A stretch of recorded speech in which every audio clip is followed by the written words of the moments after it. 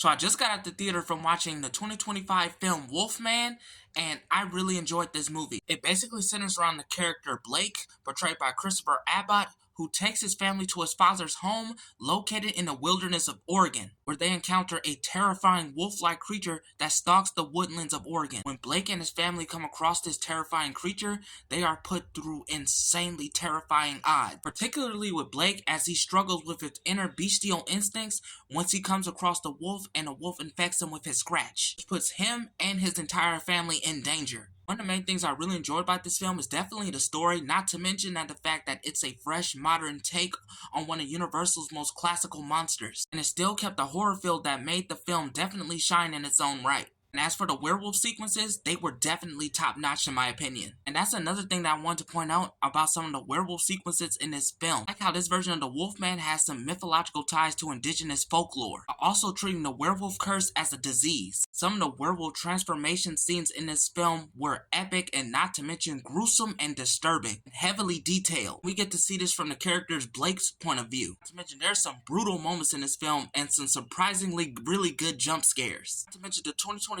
feature definitely has similar aspects to the 2010 Wolfman film. Still holds up to this day. I should mention this film also has some tragic and heartfelt moments as well, on how much of a tragic character Blake is.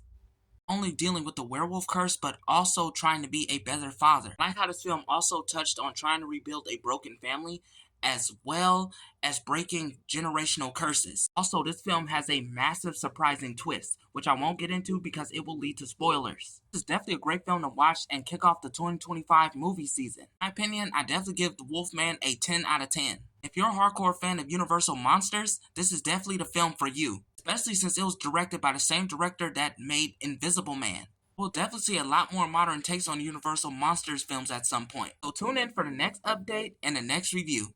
Peace out.